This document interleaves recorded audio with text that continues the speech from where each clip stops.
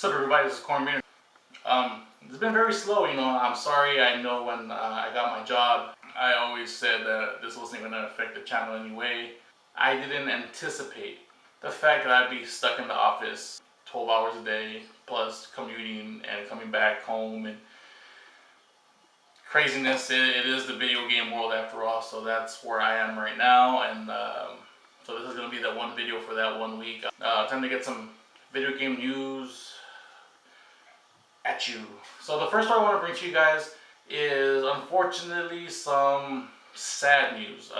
Last time I did a video, I talked to you guys about Studio 38, the developers of a game called Kingdom of Amalur: Reckonings, and they ran into some problems. The company started in Massachusetts, and they relocated to Rhode Island. I got a $75 million loan from that government to go there, start a studio, create jobs, and try to boom the economic state. A good move by the city of Rhode Island, the state of Rhode Island, to try to do that. But unfortunately, after development times and the game not selling as much as they anticipated, they ran into financial problems, where now they're pretty much $75 million in the hole. They made a payment about 2 weeks ago for $1.25 million back to the government, and after that payment was made, unfortunately about a week later, they've had to lay off everybody in the studio.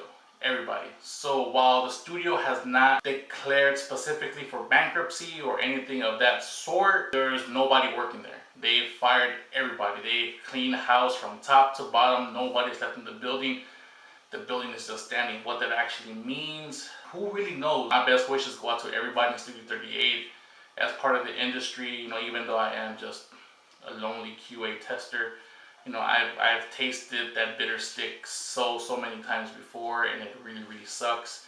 And even as a QA tester, you get to know developers, designers. You get to know pretty much a lot of people. It's a very small community, and even I know some of those people in greater standings who have lost their jobs, unfortunately, to the way that this industry is. So best wishes. I hope everybody there can do something, and I hope it doesn't get too bad for any of you, and best wishes. But yeah, Studio 38 right now is not looking good for anything in their future, so best wishes.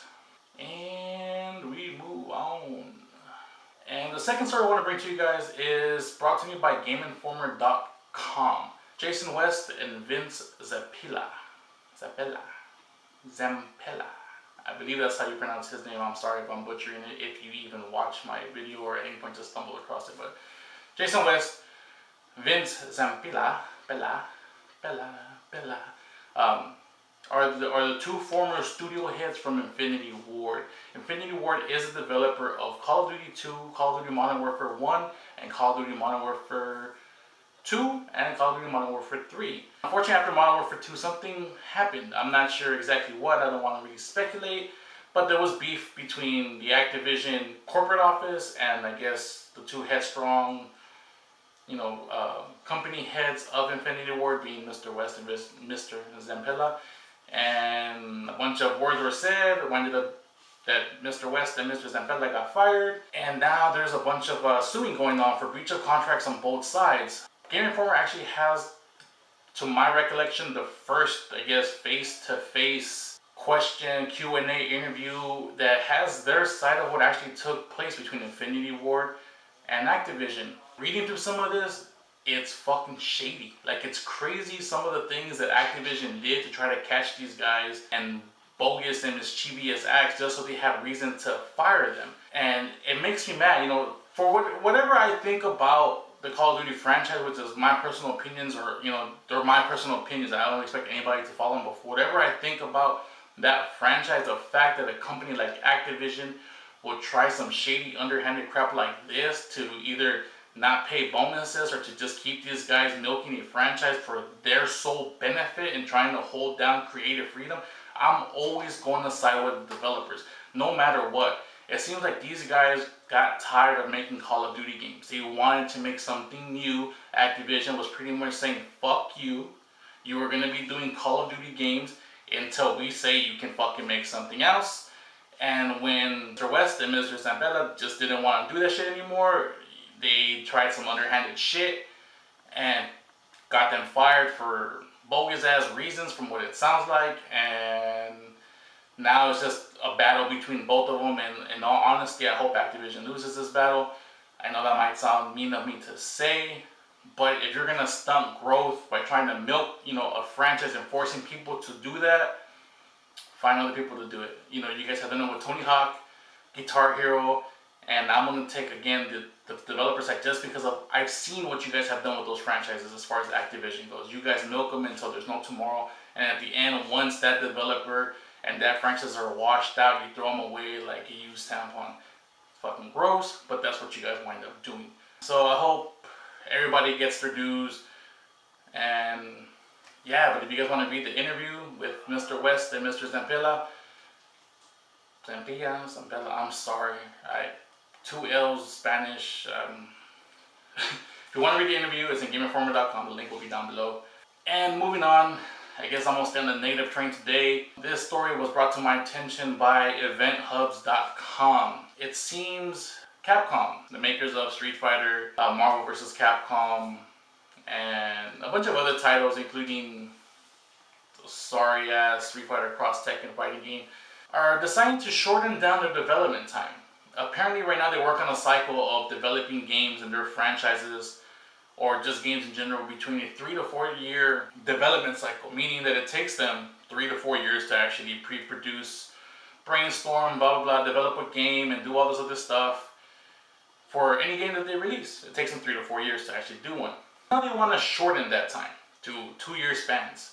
So say we'll take Street Fighter for example. You'll see Street Fighter 5 in 2013, quote unquote. Don't quote me. That's just a hypothetical that I'm saying. You will see Street Fighter 5 in 2013, and you'll see Street Fighter 6 in 2015, and so on and so forth. With probably DLC in between. That's their plan, to do that for every game that they publish, to try to make themselves more profitable. Now, my opinion on this whole matter is it would work if your games didn't suffer from whatever lack of quality and polish you're putting up on them already. Street Fighter 4, I'm not gonna front or lie about it. I still have that game. I bought it. I still have it on my machine. I still play it. It's probably one of my most favorite fighting games that I've played ever. Pretty much. That game to me is just a fantastic game. Once you really, master, learn it, or even just play it at a pretty good, above average level to, master levels, it's one of the best games I've played. Marvel is one of those games that's fun for me to play. Don't care to learn that game, but once you watch like maybe the top 20 people in the world play that game, it's fun to watch. I like watching it, grand finals or loser finals, whatever, even like getting to that point, maybe top 16. Love watching those games. I think those games are fantastic to watch. Street Fighter Cross Tekken, that game sucks. I don't know how long it took you to develop this game and pre-plan this game. This game is fucking terrible. And you can tell that you guys did not take the time, like you did with Marvel or you did with Street Fighter, to at least make this game somewhat decent. The game is fucking terrible.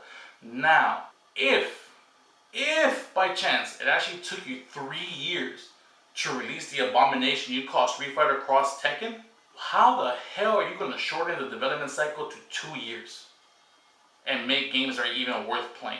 Hypothetically, if it took you 3 years to release Street Fighter Cross Tekken and make it suck that bad, what would have happened to that game had it only taken 2 years to make it?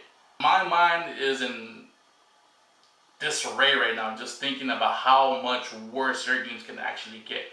You do not have the development power or even the PR that can spin all this bad stuff. But Capcom, hey, you're a company, you're free to do whatever the fuck you guys want. If you want to shorten your thing to, hey, why even stop at 2 years? Make it 1 year cycles. Just keep rehashing the same games. Release us a broken game for $60 and promise fixes and make us pay for the fucking fixes. You know what I'm saying? You can probably get 3 fighting games out in 2 years. You can release one game 1 year, work on fixes, tweaks, balances for the other year, sell us the updated Ultimate Super whatever edition, and that game will be better, but not as great. So that will take us to, let me see, let's say to start 2013 and take us to 2014. That's 2 games. By 2015, when the other game should come out, hey, you can be on the 3rd rehash. Hey, we finally super. Now it's Turbo Hyper, blah blah blah, whatever game, and you cashed us in for 3 games, and if people are willing to pay, then hey man, sucker beware. But yeah, no, it's kind of negative today, isn't it? Yeah, sorry guys that I've just been so busy to even really do a lot of videos, and I'm pretty sure this one's probably gonna run a little bit longer than I wanted to, but I just had a bunch to get off of my chest. That's pretty much it. E3 is about a week and a half away, so look out for those videos. I'm gonna be talking about, I guess, certain wish list that I want to see at E3, and hopefully some of those come true. And don't forget that in my last video that I post a link down below, I'm actually giving something away, so go back to that video. Just comment about what you guys would want covering E3 on those videos, and you guys will be entered for a giveaway to a $50 Amazon gift card or a $25 Amazon gift card. It'll be one of each. And towards the tail end of that video, I ask you guys to list my top 5 games of all times. The clues are a little, I guess, Da Vinci Code-esque. They don't really, not really easy. In my mind, they make sense, so if you can decipher them, you'll be entered on the drawing to win $25 extra. Sorry I'm running long, and I'll see you guys next time, and I hope you guys had a wonderful weekend, wonderful vacation time, and hope everybody's safe for this coming up week. Yeah, this has been Cormier, you guys, and I'll see you guys next time. Bye.